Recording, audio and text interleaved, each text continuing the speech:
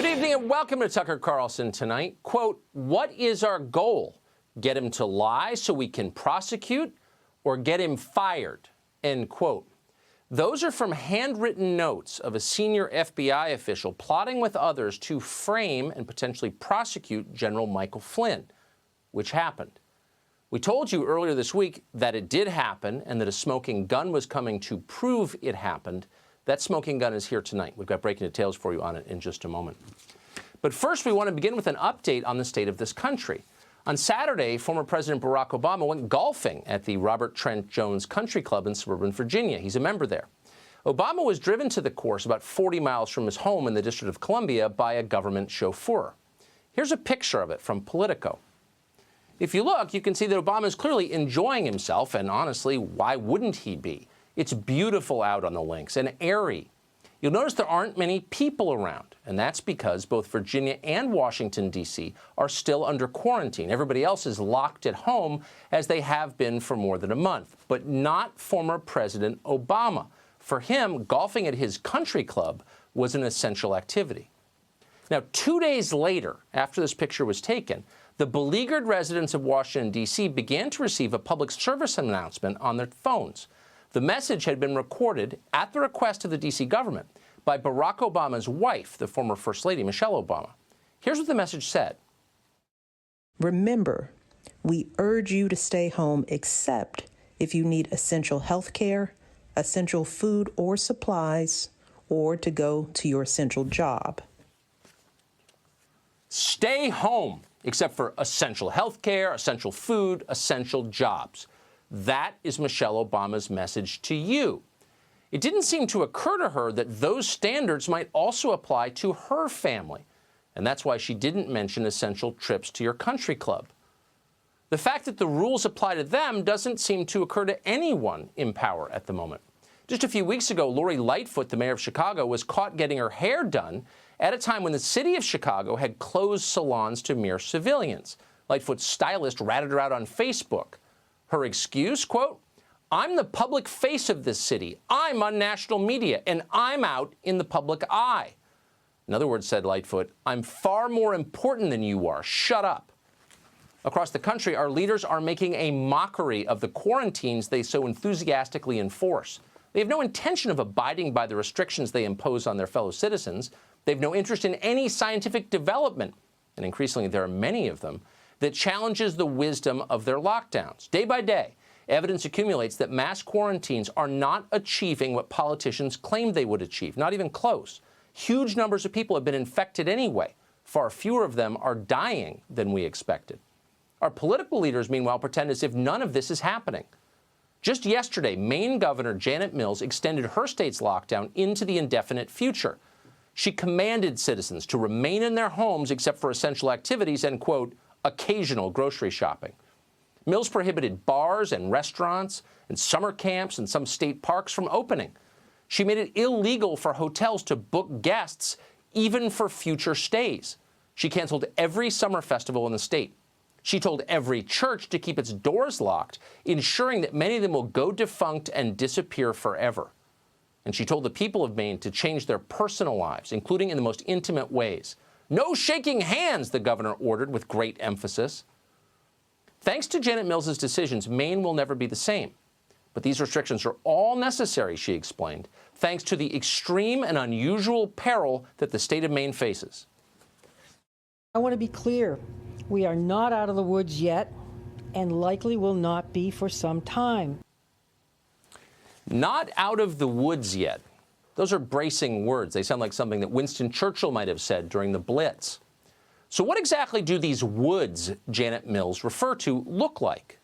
Well, at the very moment she spoke, a grand total of 33 people were being treated in Maine hospitals for the coronavirus.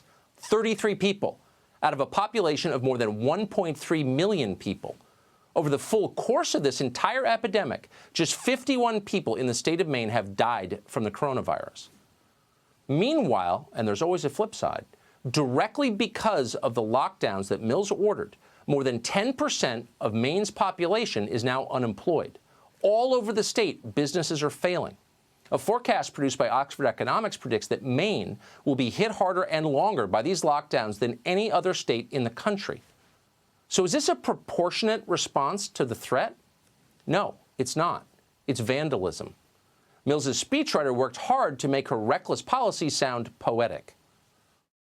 People who now are staying apart so that someday we can all be together again. Someday we can be together again. Well, thanks, Governor. We appreciate your kindness in allowing that. So how long will that be until we can be together again? Well, Mills, who was clearly deeply enjoying her newfound power, didn't specify how long. There's, quote, no timeline for that. Things will not be normal soon, she warned. We are inventing a new normal, end quote. Now, you may be wondering, where exactly does Janet Mills derive the power to invent a, quote, new normal for 1.3 million people, to remake human society in whatever form she chooses? Mills did not explain that either. Instead, the governor read a selection from a 31-year-old novelist called Veronica Roth. Roth wrote that, quote, gritting your teeth through pain is part of the, quote, slow walk toward a better life. Deep thoughts from Janet Mills. A slow walk toward a better life. That's what Mills is promising. But wait a second. Wasn't this all supposed to be about a public health emergency, the latest epidemiology, science? Yeah, that was last month. It's now about, quote, a better life. People in power abuse their power. That may be the lesson here. The arrival of a terrifying new virus from China gave our leaders more power than anyone has had in the history of this country. 6 weeks ago, America was something resembling an imperfect democracy. We had an election on the horizon that we were sort of paying attention to. Back then, Andrew Cuomo was considered a thuggish, possibly corrupt regional leader. But suddenly everything has changed. Now, this is an oligarchy managed by bureaucrats and tech moguls, none of whom are accountable to voters. Our leaders are making decisions that will affect your family forever with virtually no oversight or accountability. And of course, they love it. We shouldn't be surprised they don't want it to end. Jeff Bezos, for example, has made billions of dollars since the lockdown began. How shocked are you that his personal newspaper, The Washington Post, is arguing at the highest possible volume that the lockdowns must continue? Not very shocked. They all feel that way. This is the best thing that has ever happened to them. It's their chance. Let's say you once tried to run the country, but on 2 separate occasions, voters rejected you. They disliked you, and they disliked your program so much that they elected a casino owner from reality television instead. What if that happened to you? You'd probably be pretty stung by it and bitter. And then one day you wake up and the country is in chaos. Normal life has been suspended. This is the perfect opportunity to impose your will on a paralyzed nation. You would seize that opportunity, and she has. Every form of health care should continue to be available, including reproductive health care that eventually and quickly, I hope, gets us to universal health care. This would be a terrible crisis to waste, as the old saying goes. More abortion! Universal health care! Those are the required responses to the Wuhan coronavirus, declares Hillary Clinton. Yeah. Every politician on all sides has an ideological wish list. Usually it's filled with strange and unlikely ideas that under normal circumstances are kept in check by voters. As a group, voters instinctively distrust ideology, and for good reason. No one's keeping those ideas in check now. Nobody cares what voters think anymore. It's time to govern without limits. Watch disgraced New York Mayor Bill de Blasio explain that as a matter of public health or something, we need more, quote, inclusion and equity. This city was written off more times than I can count. This city came back stronger every time. Now we're going to come back stronger and fairer. Immediate actions the city government needs to take and build out as part of the bigger vision is a city task force on racial inclusion and equity, focusing on the disparities we're seeing already, making sure that we are addressing structural racism that is obviously present in the realities we're facing with this disease. So this pandemic is really about structural racism. That's what Bill de Blasio was telling us. Bet you didn't know that. Bet you assumed it was a virus. Remember? How confused are you? Doesn't matter, because Bill de Blasio doesn't care what you think. Like all of our leaders, from now on, he plans to do exactly what he wants. And he can.